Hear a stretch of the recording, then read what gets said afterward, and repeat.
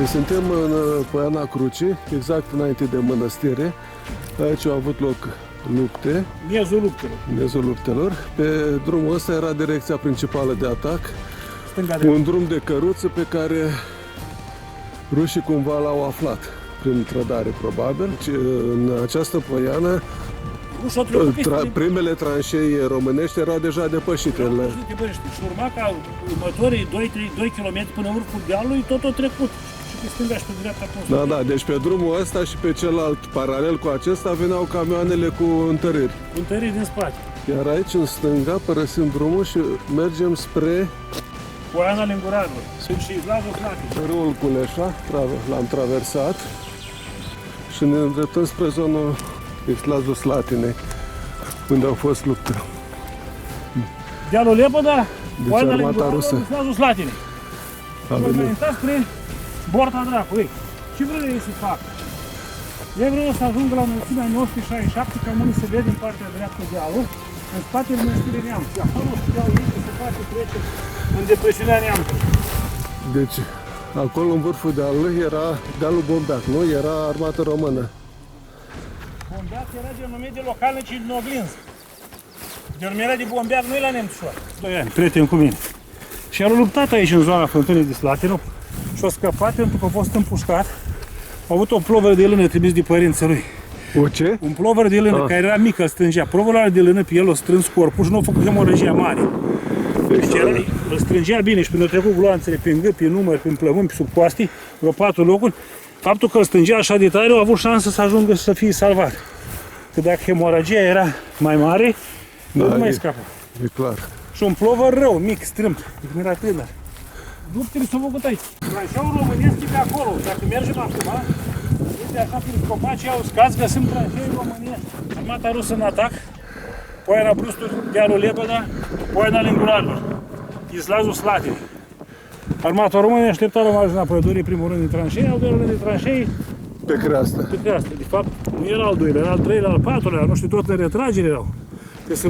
De pe malul Moldovei tot în retragere a fost. Acolo undeva e mănăstire.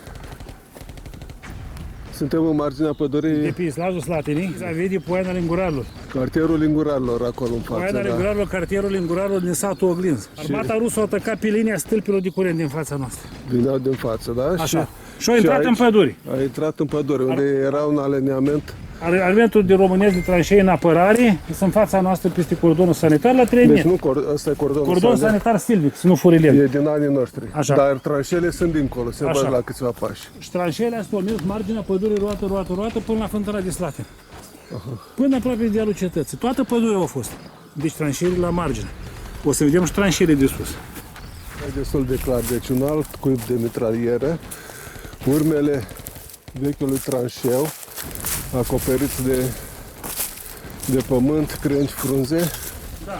Și se vede exact forma în zigzag. Da, să știi că erau întreruperi, iar mai încolo de tranșele. Deci tranșele n-au fost continue, ci s-a adaptat terenul. Cu lungimi de sute de metri, cu pauze între ele. Se vede. Da, e clar, ăsta e clar. Clar tranșeu. Și cu, și cu cuiburi de foc. Da, uite, te rog să vezi aici. Tu poți fi asta dacă nu știu de mitralier. Da, asta e clar. Deci n-are ce căuta în pădure așa ceva. Da, nu. Și nici nu-i de la plantat. Cordonul sanitar e marginea pădurii. Cordonul sanitar al pădurii e altă treabă. Și asta era, de fapt, linii de observație armate române, care se vede exact pe Poiana Linguradului. La 1000 de metri în față se vede biserica de la... Da, la 1000 de metri în față e biserica Linguradilor și cartierul Țiganilor, nu? Da, lucrători de lemn, oameni foarte faini, să știi. Dacă vrei să mergi pe la ei, până ai tu timp, vara asta, toamna asta, duc pe acolo. Ok. Au progresat foarte mult țigani. Merg la școală, copii la liceu, are materială bună, la ei în casă mănâncă și se bea curat. Uite ce înseamnă asta.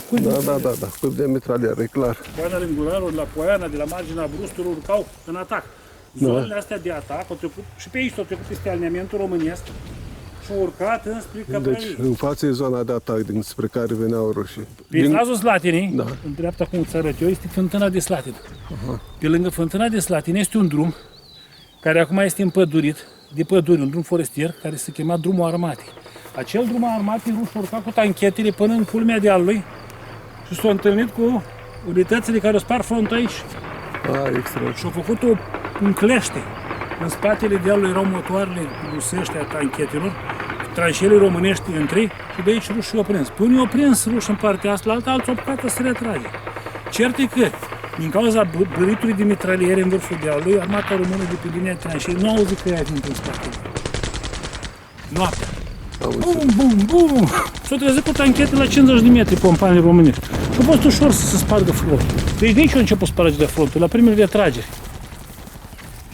Deci noi am fost la început aici la biserică, da? Unde a fost aici biserica, da? am înaintat, cam aici au fost tranșeele rușilor, care ți-am arătat prima dată. Da. Lângă Lebra. Am mers, ne-am oprit aici, acum mașina acolo.